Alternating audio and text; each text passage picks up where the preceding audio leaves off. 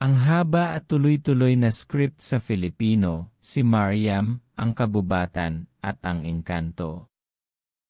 Ano ang mangyayari kapag ang isang napakagandang babae ay nag-isa sa isang masukal na kabubatan at nakatagpo siya ng isang jinn, engkanto espiritu? Ito ang kwento ni Mariam, isang babaeng napakaganda ngunit napakahirap.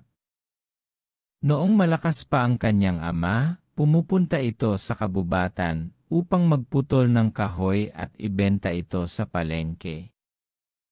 Ngunit isang araw, nasugatan ang paa ng kanyang ama at hindi na siya makatayo.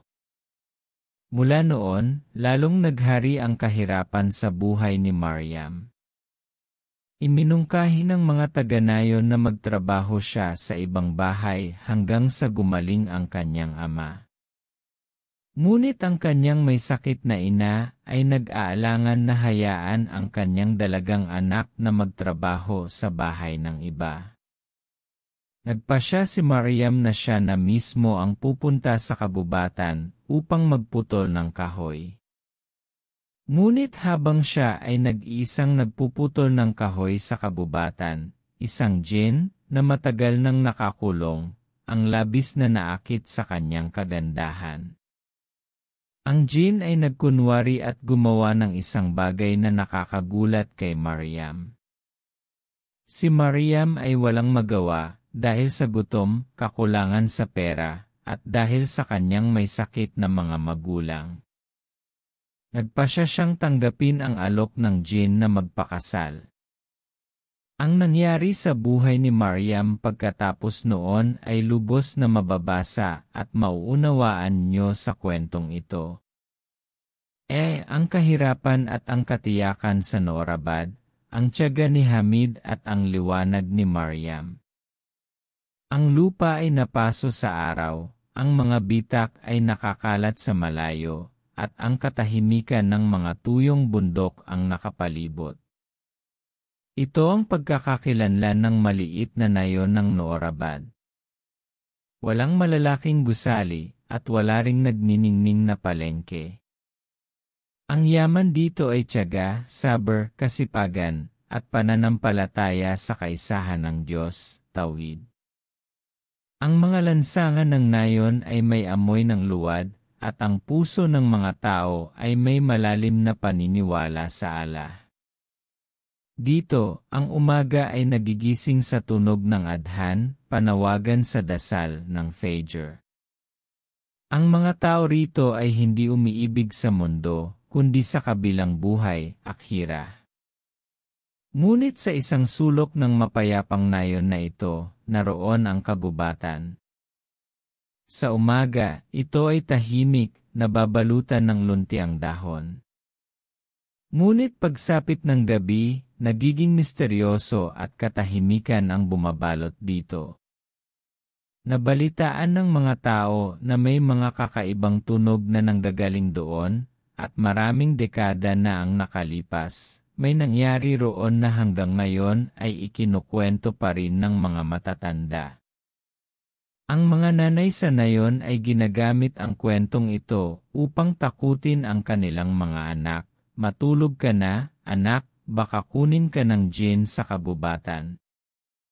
Hindi kalayuan sa makipot na mga lansangan ng Noorabad, sa isang sulok ng nayon, may isang maliit na kubo na gawa sa putik at kawayan. Ito ang bahay ni Hamid Ansari. Si Hamid Ansari, na nasa edad 60, ay hindi isang pangkaraniwang magtotroso.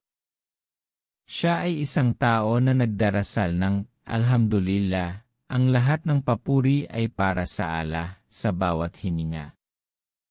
Ang kanyang may sakit na asawa, si Rezia Khatoon, ay nakahiga sa kama sa loob ng maraming taon, at ang kanilang nag-iisang anak na babae, si Mariam, na siyang pinakamagandang regalo ng Allah. Ang kahirapan ay matagal nang kasama ng bahay na ito. Minsan, naubusan ng harina, minsan, gamot. Ngunit sa kabila ng lahat, wala silang reklamo. Kapag kalahati na lamang ang tinapay, sinasabi ni Hamid, "Anak, matutulog tayo ng gutom." Ngunit walang anumang haram, ipinagbabawal, na kagat ang papasok sa ating bahay. Si Razia Khatoon ay madalas magkasakit, ngunit ang kanyang laging sinasabi ay, panatilihin mo si Mariam sa hijab, panakip, at panatilihin mo siyang konektado sa Quran. Awaan tayo ng Allah.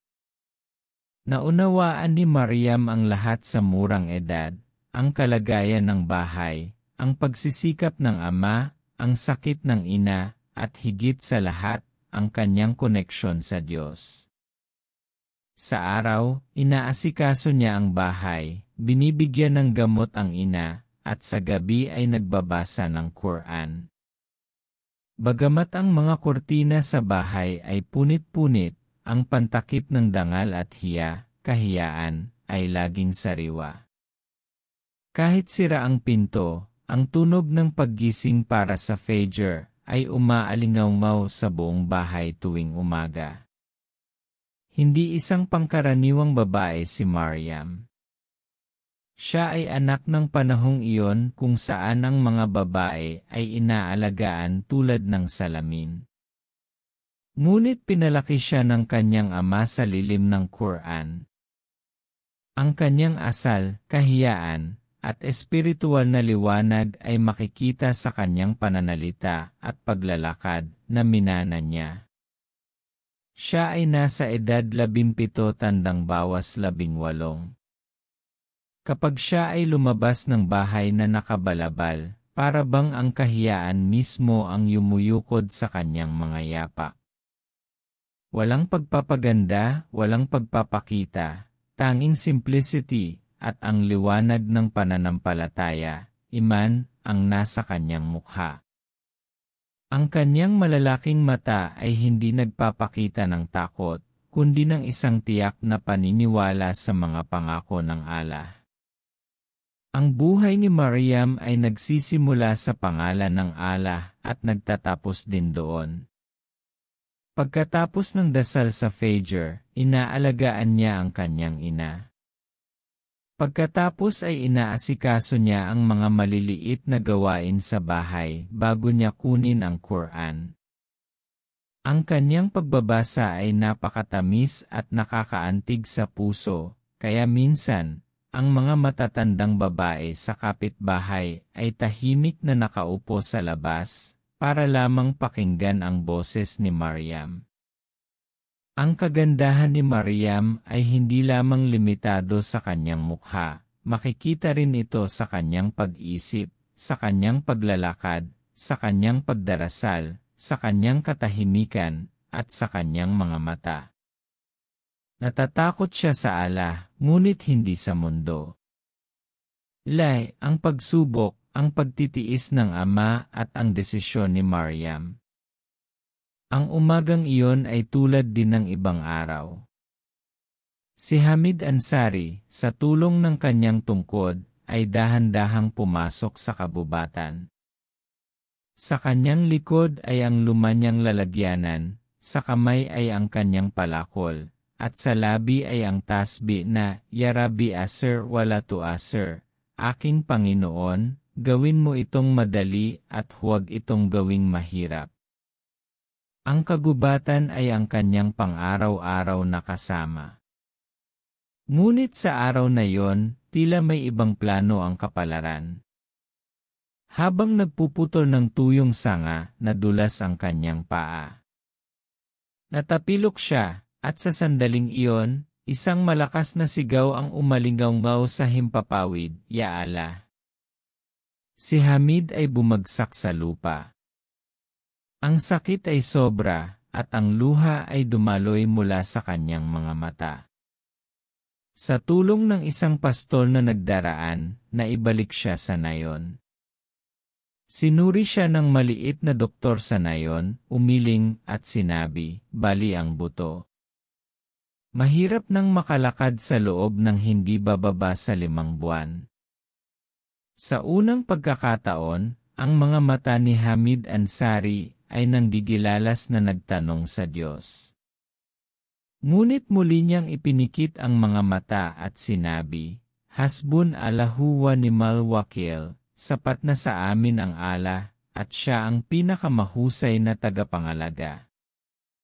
Nang makita ni Maryam ang kanyang ama na nakahiga sa kama, parang tumigil ang oras sa isang iglap. Mahina na ang paghinga ng kanyang ina, at ngayon ay lumpo na rin ang kanyang ama. Gamot, panggamot, pagkain, at pagkuha ng kahoy, lahat ay bumagsak tulad ng isang bundok sa balikat ng marupok na anak na babae. Ang kahirapan ay hindi na kumatok lamang sa pintuan, pumasok na ito sa loob ng bahay.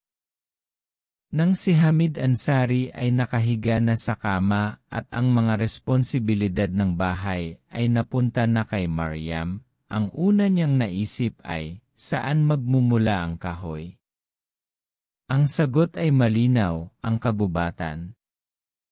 Nang dahan-dahang sinabi ni Maryam sa kanyang ina, Inay, ako na po ang pupunta sa kagubatan para mag-ipon ng kahoy. Parang biglang lumamig ang hangin sa bahay. Si Rezia katoon, nanginginig ang boses, ay nagsabi, Anak, ang kagubatan na yon. Huwag kang pumunta doon. Ganoon pa rin yon eh. Hindi na unawaan ni Maryam. Ngunit nang sabihin niya ito sa isang tiya sa kapitbahay, agad itong humawak sa dibdib at nagulat, Aba. Hindi mo ba narinig ang kwento ng mga matatanda tungkol sa kagubatan na yon? Unti-unting kumalat ang balita sa buong nayon na si Maryam ay pupunta sa kagubatan. Ang matatandang babae at lalaki ay lumapit upang hikayatin siya na huwag pumunta. Huwag kang pumunta, anak. May jinn na nakatira sa kagubatan na yon, na matagal nang inaasinta ang mga dalaga. Pinipilit niya silang magpakasal, at pagkatapos, wala nang nakakita sa mga babae na yon ng maayos. Kung magustuhan niya ang isang babae, wala nang silbi ang Quran o ang pagsigaw. Ginagawa lamang niya ang nais niya.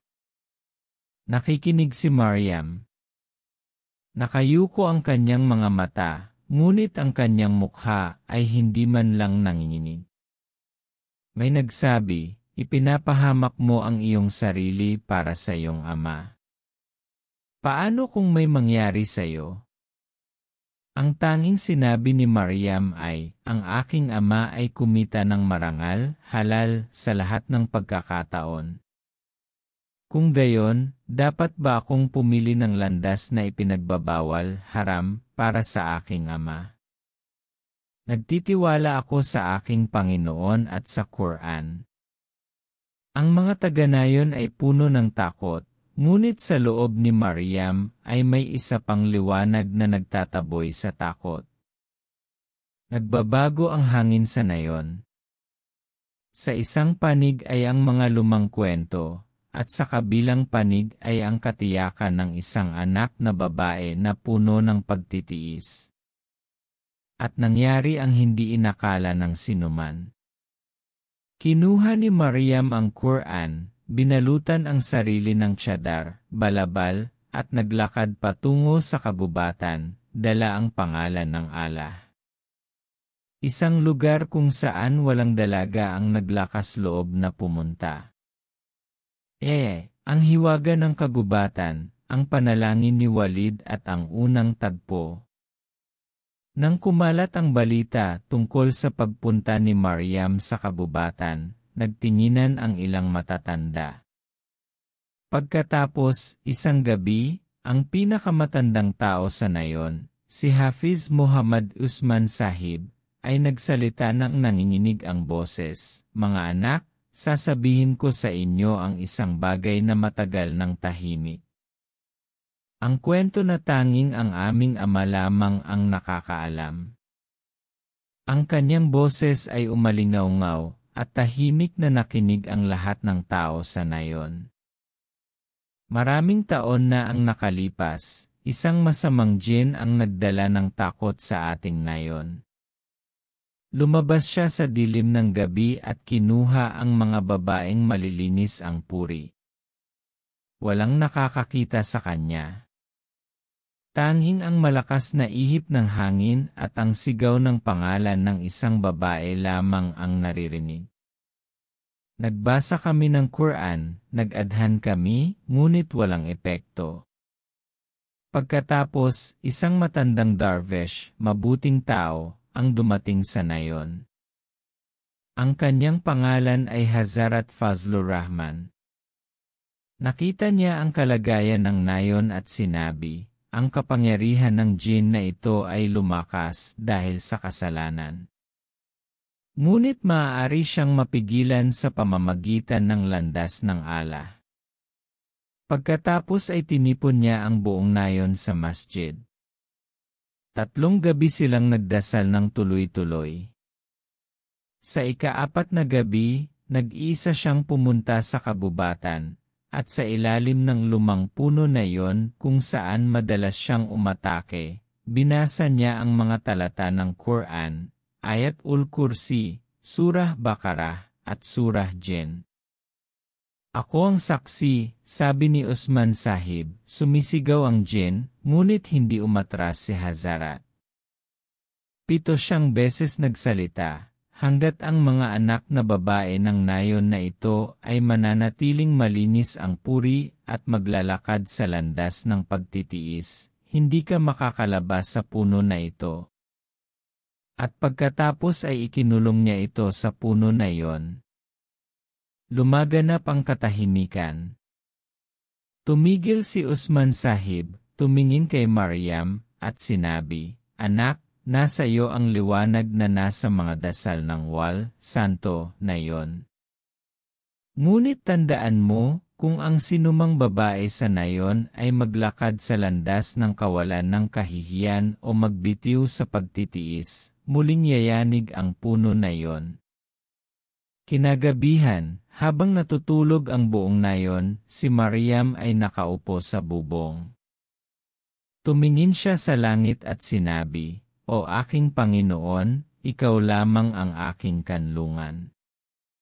Kung nais mo, ang awa ay bababa kahit sa kabubatan, at kung ayaw mo, ang apoy ay magsisimula kahit sa palasyo. Kung ang iyong pangalan ay kasama ko, bakit ako matatakot sa anumang nilalang? Pagkatapos, kinuha niya ang puting belo, kinuha ang Quran, at nang bumaba ang unang liwanag ng araw sa mga puno ng nayon, nagwudu si Maryam. Nagdasal siya ng 2 rakaan ng istikhara, dasal para sa gabay, niyakap ang Quran sa kanyang dibdib, at naglakad patungo sa kabubatan, habang binibigkas ang Ayatul Kursi.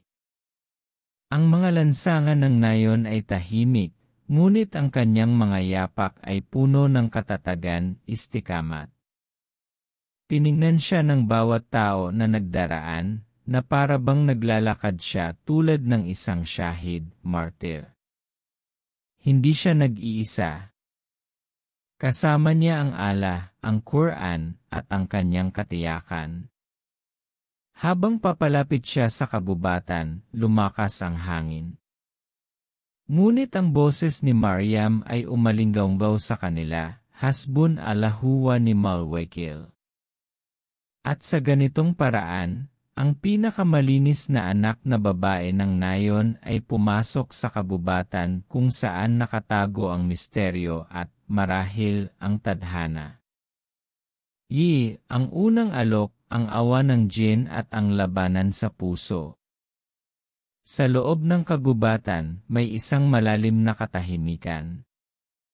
Pati ang mga ibon ay tahimik. Ang takot ay nakatago sa paghuni ng hangin.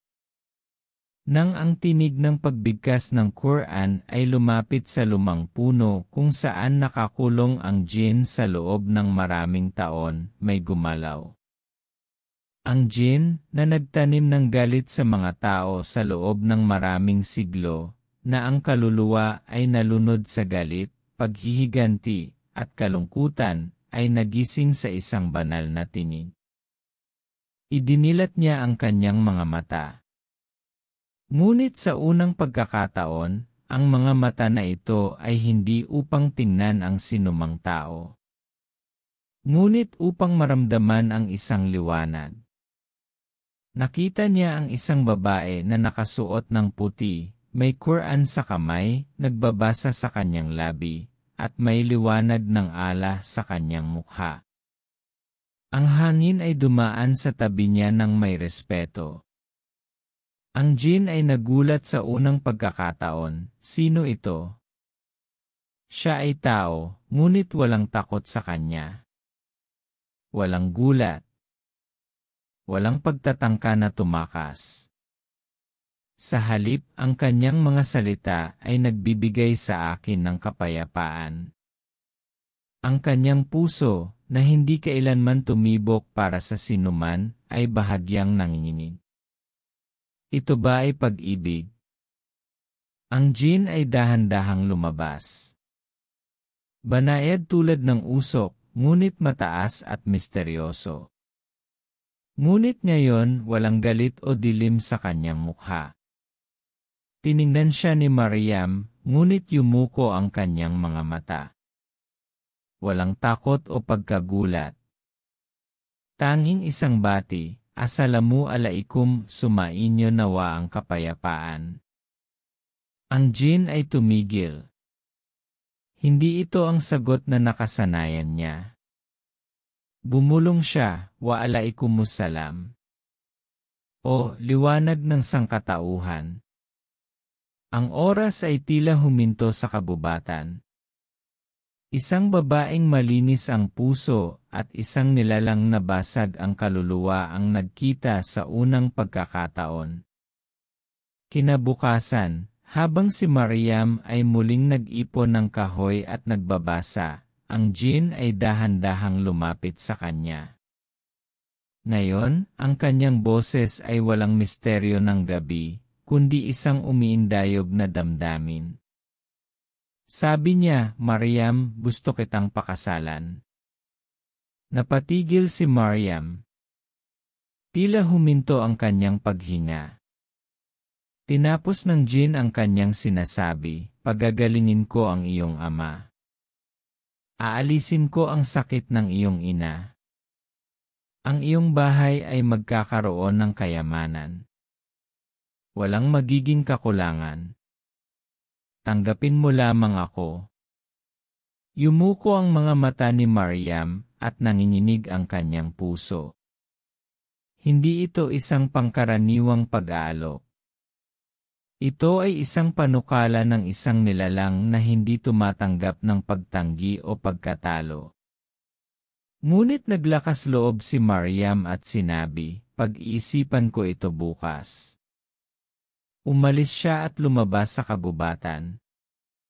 Ngunit sa bawat hakbang, may labanan sa kanyang puso. Ito ba ay aking pagsubok? Dapat ba akong magsakripisyo upang maibsan ang paghihirap ng aking mga magulang?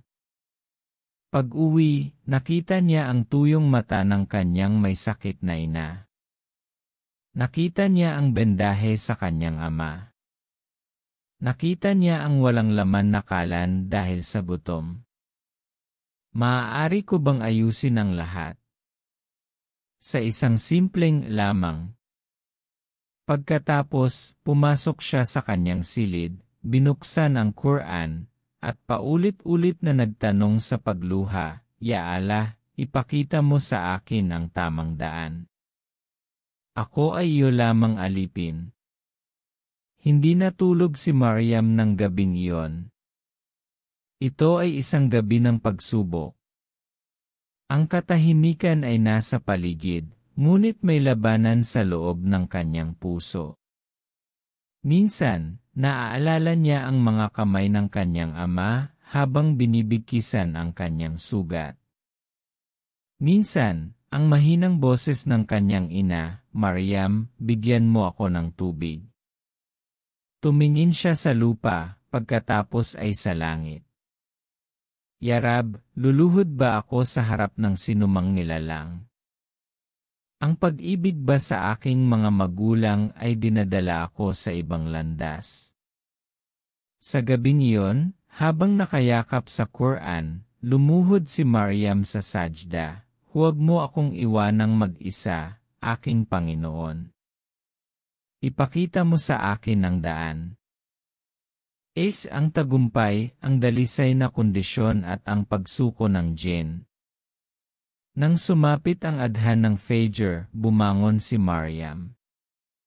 Ang luha ay nasa kanyang mga pilik mata pa rin, ngunit may isang kislap ng pagpapasya sa kanyang mga mata. Dumiretso siya sa pinakamatanda at pinakamabuting alim, iskolar, sa nayon, si Hazrat Waliduddin Sahib. Tahimik siyang pinakinggan ng matanda.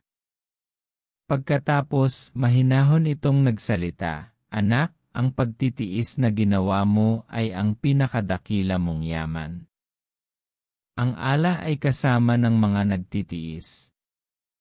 Nanginginig ang boses ni Maryam, ngunit Maulvi Sahib, ang jinn ay nangangako ng lunas para sa aking mga magulang. Huminga ng malalim si Walid Sahib at ipinakita ang direksyon ng Quran. Ang jinn na ito ay tuso, anak. Gusto niyang kunin ang iyong pananampalataya, iman, kapalit ng kayamanan. Tandaan mo, ang paggaling ay nasa kamay lamang ng Allah, hindi sa anumang jinn o tao. Sundin mo lamang ang landas ng Allah, at siya mismo ang magpapakita sa iyo ng daan.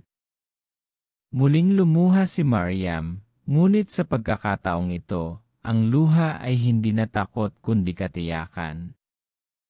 Sa banayad na liwanag ng umaga, naglakad si Maryam patungo sa kagubatan, dala ang bandila ng kahiyaan sa kanyang mukha. May Quran sa kamay, pagbigkas sa labi, at ang apoy ng katiyakan sa puso. Ang kagubatan na minsan ay puno ng takot ay ngayon ay tila nakayuko sa ilalim ng kanyang mga paa. Nang makarating siya sa puno, muling nagpakita ang jinn. Sa kanyang mga mata ay may kislap ng pag-asa at bahagyang pag-ibig. "Ano ang iyong sagot?" tanong niya, na may bahagyang pag-alingaw-ngaw sa hangin. Direktang tumingin si Maryam sa kanyang mga mata at sinabi, "Ang kaligtasan ng aking mga magulang ay nagmumula lamang sa aking Panginoon. Hindi ko kailangan ng iyong kayamanan. Kailangan ko ang kayamanan ng aking pagtitiis at ng aking paniniwala sa Allah." Pagkatapos, sinimulan niyang basahin ang Ayatul Kursi, Surah Falak, at Surah Nas ng may kapayapaan. Habang ang mga talata ay umaalingaw-ngaw sa himpapawid, ang kalagayan ng jinn ay nagbago. Nanginginig siya, yumanig ang lupa, at yumuko ang mga puno.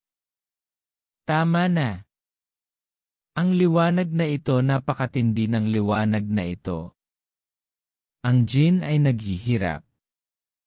Ngunit lalong lumakas ang boses ni Maryam.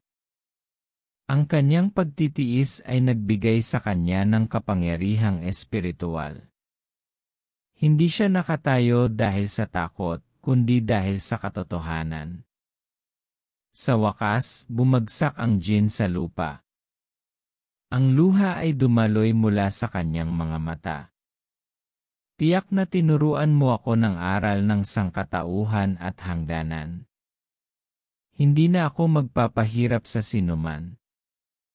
Gabayan din nawa ako ng Allah." Si Maryam ay tumalikod at umalis. Sa ilalim ng kanyang mga yapak, hindi lamang mga dahon ang nakatapak, kundi pati na rin ang pagsisisi, taubah, ng isang jinn. Iyay ang wakas, ang gantimpala ng pagtitiis. Lumipas ang panahon. Ngunit ang isang gabing iyon at ang isang desisyon ni Maryam ay nagbago ng pag-isip ng buong nayon. Ang mga taong humahadlang sa kanya noon ay ngayon ay ginagawa siyang halimbawa.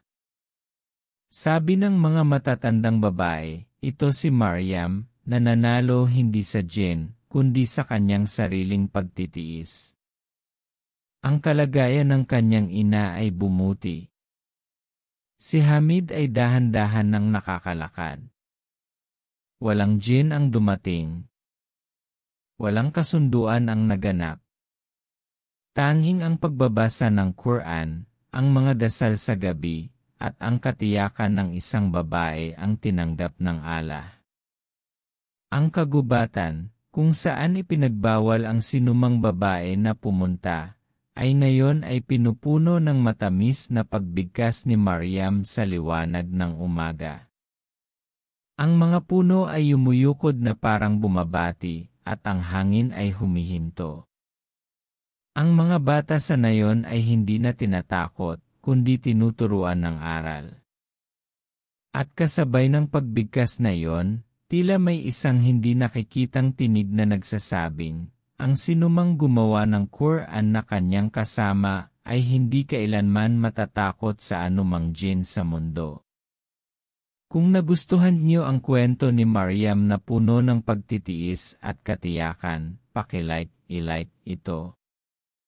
Naniniwala ba kayo na ang pinakadakilang tulong ng Allah ay nakatago sa pagtitiis at dasal? Kung gayon, magkomento at isulat, nagtitiwala ako sa Allah. At para sa mas maraming espiritual at nakakaantig sa pusong kwento, huwag kalimutang mag-subscribe sa aming channel. Assalamu alaikum warahmatullahi wabarakatuhu.